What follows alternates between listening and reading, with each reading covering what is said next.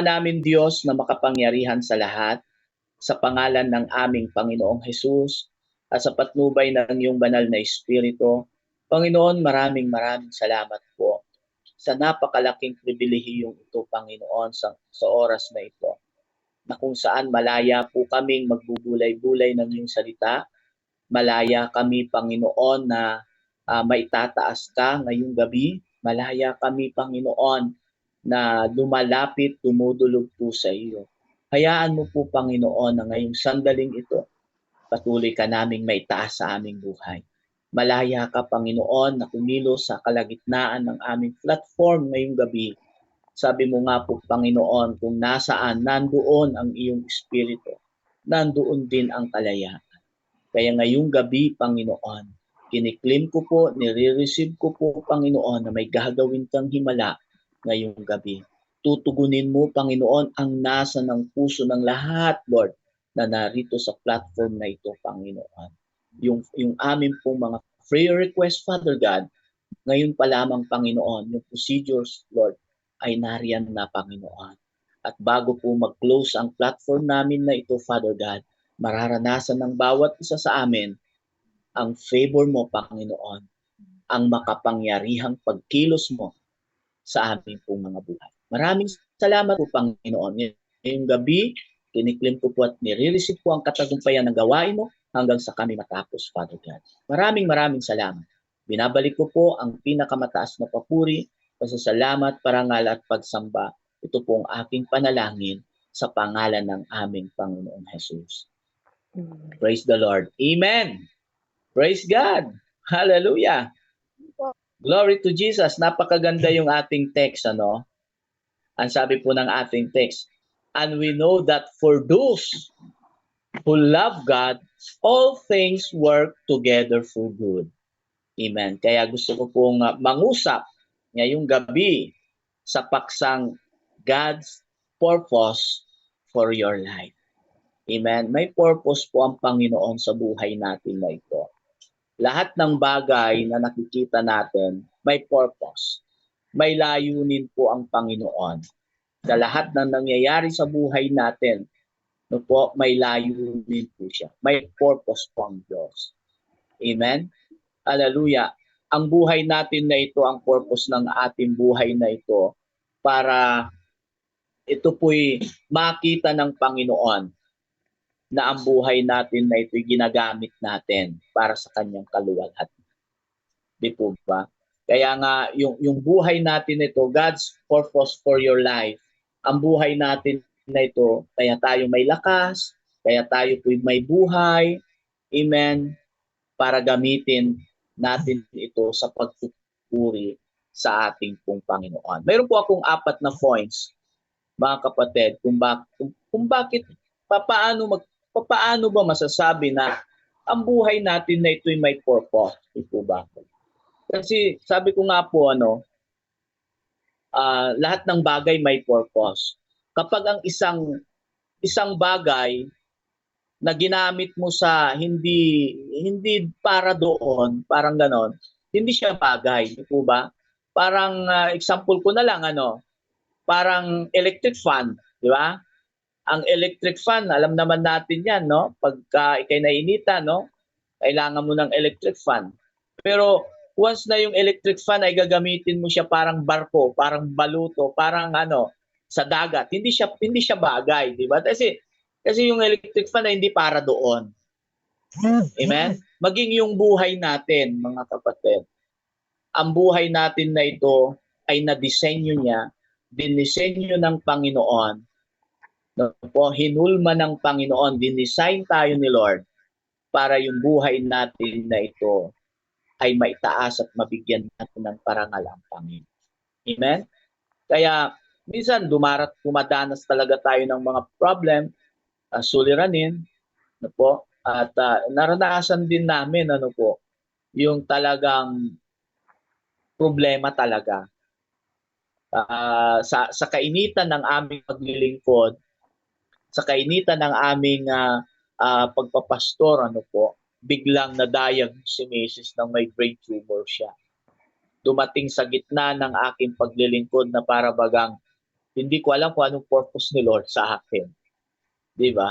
Kumbaga, talagang dumating sa point na nandun ako sa gitna na ano kaya, titigil muna kaya ako or magpapatuloy? Alam niyo po yung sitwasyon na gano'n? Tigil muna kaya ako, magpapatuloy? Tapos mayroon pong isang pastor na nakita lang ako sa social media, tinawagan niya ako. Sabi niya, Pastor, sabi niya, nakita ko yung pinagdadaanan mo. Sabi niya sa akin, lagi mong tandaan, sabi niya, ang Diyos ay tapat. God is faithful, sabi niya sa akin. Parang alam niyo po yung word lang na ganoon, parang simpleng-simpleng word, pero na-touch yung heart ko. Kung ano, ang Diyos ay tapat sa kanyang pangako. Amen? Pag sinabi ng Panginoon, sinabi ko. Amen? Dahil God's purpose for your life. May purpose ang Panginoon sa lahat ng nangyayari sa buhay natin. Kaya yung nangyayari sa mga buhay natin, pinatatatag lang tayo ng Panginoon. Di ba? Sabi nga, di ba, yung faith, hinihalin tulad ni Apostle Paul sa ginto, di ba? Paano mo mapapatunayan na ang iyong pananampalataya ay totoo? Di ba? Totoo at tunay. Amen? Pag ikaw ay nandoon sa gitna ng problema, ng pagsubok, na para bagang hindi mo alam paano mo malulusutan o matatakasan o hanggang kailan titigil yung pagsubok na yon. Dahil yung ginto, sabi ni Apostle Paul, na the more na nandoon siya sa apoy, lalong kumikinang ang kanyang pagiging ginto. Minsan sa buhay natin, ganon. God's purpose for your life. May purpose. Lagi nating tandaan yung problema, ay dinadaanan lang yan. Amen? Hindi tinatambayan ang problema. At lagi nating tandaan, sabi nga nung isang pastor na kakilala ko, grabe. Sabi niya, alam mo yung problema, vitamins yan ng mga Kristiyano. Sabi niya, the more na nandoon ka sa gitna ng problema at suliranin, sabi niya sa akin gayon, ay lalong kumikinang yung purpose ni Lord, yung kumikinang yung pagtitiwala mo sa Panginoon. Totoo naman po yun, wala pong tao po na naging matatag at naging matibay na walang problemang pinagdaanan.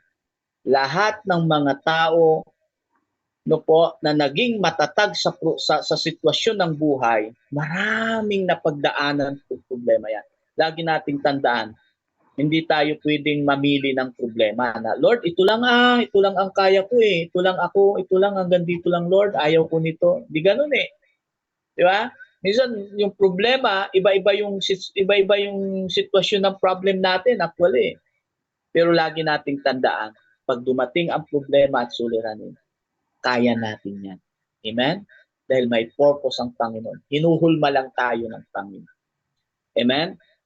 Hallelujah. God's purpose for your life. Ang aking introduction, yan, yung aking pinaka-favorite, na favorite din na introduction. Our God is a miracle-working God. Amen? Lagi nating tandaan, ang Diyos ay miracle worker sa buhay natin. Ang Diyos po'y waymaker God sa buhay natin. Kapag ka nandoon ka sa sitwasyon na naranasan nyo na po ba yon, yung nandoon ka sa sitwasyon, Lord, hanggang kailan kaya itong problema na to, di ba? Hanggang kailan? The more na alam nyo yun, naranasan nyo na ba yung may problema ka ngayon, tapos nakikita mo may paparating na problema. Hindi pa nga nakakarating yung problema may paparating na naman. Yung bang nakikita mo, yung nabivisualize mo, yung mga pagsubok, yung mga problema, nadadaganan ng mga pagsubok, ng problema. Amen. Lagi nating tandaan, our God is a miracle working God. Amen. Number 1, mga kapatid, hallelujah, God's purpose for your life. Number 1, you were created for God's pleasure worship. Amen. Ikaw ay nilikha para sa pagpupuri, amen, ng may kagalakan sa Diyos. Tayo'y nilikha para magpuri, amen. You were created for God's pleasure worship. Amen. Ang sabi po dito sa aklat ng John chapter 4 verse 24, ang Diyos ay espiritu at ang mga at ang mga sumasamba sa Kanya ay dapat sumamba sa Espiritu at sa katotohanan. Amen. At sabi naman dito sa aklat ng Revelation o Pahayag, chapter 4 verse 11, hallelujah, karapat dapat po kayo, Panginoon naming Diyos, na tumanggap ng parangal, papuri at kapangyarihan dahil kayo ang lumikha sa lahat ng bagay. Amen? Glory to Jesus. You were created for God's pleasure worship. Karapatan lang ng Diyos sa buhay natin na purihin natin siya. Alam niyo yun? Yung bang tayo kinreate ng Lord, dinesign ng Lord, no po, para purihin at sambahin natin ang Panginoon sa Espiritu at katotohanan. Na karapat dapat lamang nating purihin ang Diyos, bigyan ng parangal ang Panginoon because you were created for God's pleasure worship. Alam niyo po, ang pagpupuri sa Panginoon, ang pagsamba, ang pagdalo sa platform, hindi po kabigatan. Ang pagdalo sa ganitong platform ay hindi po obligasyon actually. Amen. Hallelujah. Ito po'y napakalaking pribilehiyo. Privilege po ang pagbibigay ng papuri sa Panginoon. Dahil marami na pong naghangad niyan. No, until now, hindi na nila mapuri ang Lord. Bakit? Nandoon na sila sa hukay. Pero hanggat tayo may lakas, hanggat tayo may hininga, hallelujah, you were created for God's pleasure worship. Karapatan lang ng Diyos at tayo din po ay karapatan din lang natin, nararapat lang din natin na purihin ang Panginoon ng may kagalakan. Amen? Hallelujah. Ang paglilingkod po sa Panginoon, mga kapatid, enjoy lang natin. Enjoy lang natin kahit maraming pagsubok, kahit maraming problema, kahit na nararamdaman natin sa buhay natin parang baliwala yung ginagawa natin. Amen? Naranasan po ba natin yung gano'n? Parang baliwala yung mga ginagawa natin.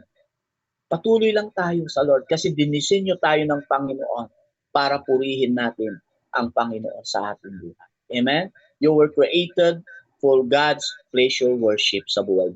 Number 2, ang sabi po sa aklat ng ng 1 Corinthians chapter 1 verse 9, amen, ang Diyos ay tapat, nasa pamamagitan niya ay tinawag kayo sa pakikisama ng kanyang anak na si Jesucristo na Panginoon natin.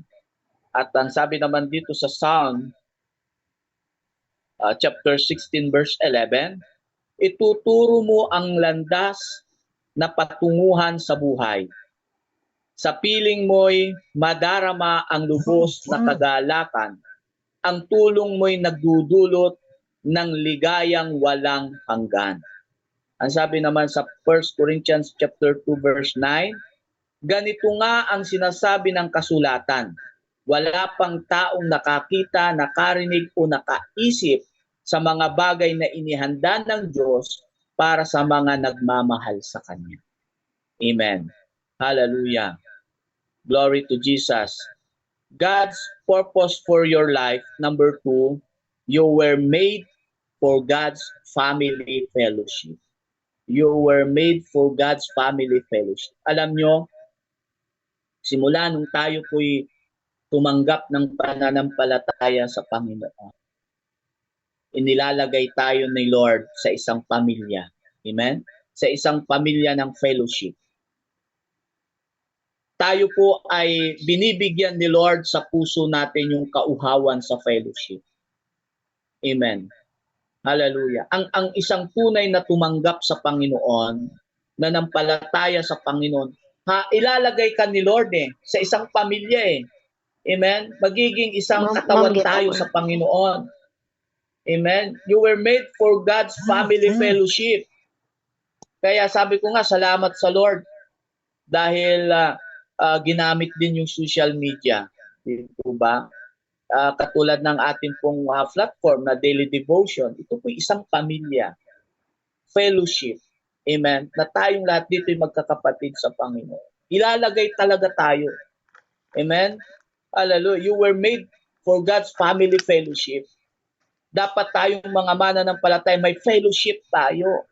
May church tayo. Di po ba? Mayroon tayong kinabibilangang fellowship. Kasi kung ikaw ay mananampalataya na walang fellowship, para kang estudyanteng walang school. Alam mo yun? Estudyante kang walang eskwelahan. Kung ikaw naman ay sundalo, no? At wala kang church, halimbawa gano'n, ikaw ay sundalong walang batalyon. Nag-iisa ka lang. Parang gano'n. Pero tayo po mga kapatid, tayo po, sabi nga dito, ang Diyos ay tapat. Sa pamamagitan niya, tinawag tayo. Tinawag kayo sa pakikisama ng kanyang anak na si Jesucristo na Panginoon natin. Amen? At sabi nga doon sa Psalm 16:11, ituro mo ang landas na patutunguhan sa buhay.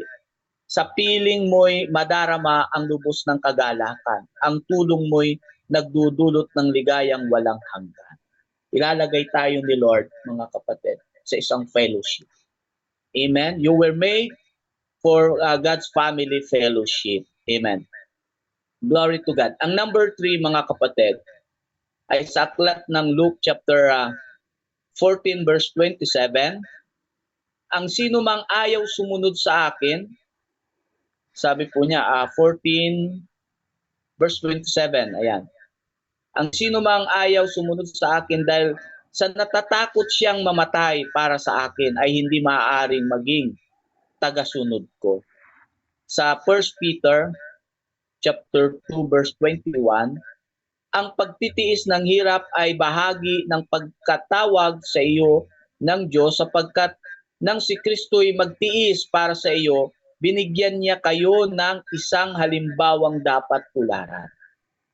At sabi naman dito sa aklat ng Luke chapter 12 verse 15, at sinabi niya sa kanila, mangagmasid kayo at kayo'y mag-ingat sa lahat ng kasakiman sapagkat ang buhay ng tao hindi sa kasaganaan ng mga bagay na tinatangkilik. And then dito po naman sa aklat ng chapter 2 verse 11, sapagkat ang biyaya ng Diyos na nagbibigay ng ay naihayag na sa lahat ng tao. Verse 12, ito ang nagtuturo sa atin na talikuran ang kasamaan at makapagnasa. Ang aking supporting verse, no? First Tip, unang 10 verse 6. Kung sa bagay, daig pa ng taong namumuhay ng banal at kontento na sa kalagayan ng mayaman. Ang number 3 po mga kapatid, God's purpose for your life. You were created to become like Christ's disciples. Amen? You were created to become like Christ. Tayo po, mga kapatid, ang mananampalataya, po? Tayo po ang naging tulad na. Parang yung puso natin, yung ng ating Panginoon sa puso natin na tayo mananampalatayang mananagumpay, hindi talunan. Amen. Ang sabi dito, medyo mahigpit yung word ni Lord dito sa Luke chapter 14 verse 27. Ang sino mang ayaw sumunod sa akin, sabi po, dahil natatakot siyang mamatay para sa akin, ay hindi maaaring maging tagasunod ko. Pero yun yung word ni Lord, di ba? Kung ikaw ay natatakot mamatay sa paglilingkod, kung ikaw ay natatakot na harapin ang ngalan ng paglilingkod, hindi ka karapat-dapat. Amen? Hindi tayo karapat-dapat once na tayo po'y matatakutin. Once na tayo po'y ayaw mag-sacrifice, walang sakripisyo. Amen? Hallelujah. Walang, alam niyo yon, wala man lang laging naroon nangunguna yung takot. Amen? Yung kaduwagan. Amen? Actually, sabi ng aklat ng Revelation, ang isa sa candidate na papunta ng kapahamakan ay yung kaduwagan. Hallelujah. Kaya dapat maging matapang tayo. Amen? Dapat hindi tayo talunan, hindi tayo panghihinaan ng loob. Dapat handa tayong mamatay sa Panginoon. Dahil ang mamatay at mabuhay sa Panginoon ay pakinabang. Amen? Hallelujah. Kaya, you were created to become like Christ. Like disciple. Tayo po'y nilikha ng Panginoon. Tayo po'y create ni Lord bilang mananampalataya na maging katulad ng mga You can alagad. get ready, ma'am. You can bring Alam nyo, no? Tayo po na mga nananampalataya, hindi pa natin naranasan talaga eh. Salamat sa Lord dahil wala pa tayo sa kalingkingan ng mga alagad, sa mga napagdaanan nila. Amen? Sa kanilang paglilingkod. Hallelujah. Amen? Si Juan Bautista, pinugutan ng ulo. Di ba? Tiyuhin ko po yun eh. Bautista eh. Amen? Si Isaiah, grabe. Patiwarik, nilagari yung katawan. Di ba? Marami. Kasi sa pagsunod natin kay Lord, kalimutan na natin yung sarili natin. Sabi nga ni Apostle Paul, mamatay ka sa sarili mo. Dapat patay na tayo. Dapat nakahandog ang ating buhay sa Panginoon na siyang karampatang pagsamba. Yung buong-buong nakahandog ang ating buhay sa Diyos. Hindi 1/4, hindi 1/2, hindi 3/4, kundi buo. Dapat yung buhay natin na ito wala nang ibang nagmamay-ari kundi ang ating Panginoon. Amen. Dapat ang Diyos na ang nagmamay-ari sa ating buhay. Wala nang iba. Amen? Hallelujah. Because you were created to become like Christ. Nilikha tayo ng Lord. Kinreate tayo ng Panginoon para maging katulad niya at maging katulad ng mga alagad. Kung paano yung mga alagad, paano niya pinanghawakan yung gospel, kung paano, alam niyo yun, kung paano nila i-deliver yung gospel. Wala silang takot. Amen. Salamat po sa ating Panginoon. Back dahil tayo po'y nilikha, kinreate niya para maging katulad ng ating Panginoon. Amen. You were created to become like Christ's disciples. Amen. Hallelujah. And then number 4, ayan, last na po tayo mga kapatid. Glory to Jesus. Ang pang number 4 ko po, hallelujah, ay sa aklat po ng 1 Corinthians chapter 3. 1 Corinthians chapter 3 mga kapatid, 3 verse 9. Medyo nag-a-alarm po yung aking cellphone. Parang malulobat. So, sabi ko 1 Corinthians chapter 3 verse 9, kami kapwa manggagawa ng Diyos at kayo ang kanyang bukirin. Kayo rin ay gusali ng Diyos. Sabi sa aklat ng 1 Corinthians chapter 15 verse 58, kaya nga mga minamahal kong kapatid, magpakatatag kayo at huwag matinag. Maging masipag kayo sa paglilingkod sa Panginoon dahil alam ninyong hindi nasasayang ang inyong paghihirap para sa Kanya. Sa last verse tayo, Colossians chapter 3 verse 24, sapagkat si Kristo ang Panginoong pinaglilingkuran ninyo at nalalaman ninyong pagkalooban kayo ng Panginoon hanggang timpalang inilaan niya para sa inyo. Ang panghuling points ko po mga kapatid, number 4, you were made for serving God's ministry. You were made for serving God's ministry. Tayo po, alam nyo, sabi ng aklat ng 1 Corinthians 3:9, kami kapwa manggagawa ng Diyos at kayo ang kanyang bukirin. Kayo rin ay gusali ng Panginoon. Tayo po'y bukirin ng Panginoon. Tayo po'y gusali ng Panginoon. Ikaw at ako po'y bukirin ng Lord. You were made for serving God's ministry. Maging parte tayo, maging bahagi tayo sa ministeryo ng ating pong Panginoon. Ibig sabihin, tayo po'y maging worker ng Panginoon. Tayo po'y maging worker sa ministry. Tayo po'y serving. Tayo po'y nagsiserve sa ministry. Amen? Hallelujah. You were made for serving God's ministry. Gusali po tayo ni Lord. Amen? Bukirin po tayo ng Panginoon. Amen? Walang ibang nagpo-provide sa lahat ng pangangailangan ng ating ministry. Gusto mo kumain ng breakfast? Ginagamit po tayo ni Lord. Amen? Ha? Kaya, Gusto mo, Kaya kung may itlog, kakayahan tayo na, bacon, alam niyo yon, kung may kakayahan tayo na o gusto mo na French maging toast. parte doon sa ministry, amen, accountable po Oo tayo. nga, gusto mo. Lagi nating tandaan, mga kapatid, you're accountable. Be a soul winner. Amen? Accountability natin. May pananagutan Before tayo, mga 9 o'clock. kapatid. Amen? May pananagutan tayo. Kasi you were made for Tama bang serving ilagay ko to God's dito? ministry. Ha? Tayo po'y magsiserve kay Lord. Tayo po'y magiging lingkod ng Panginoon.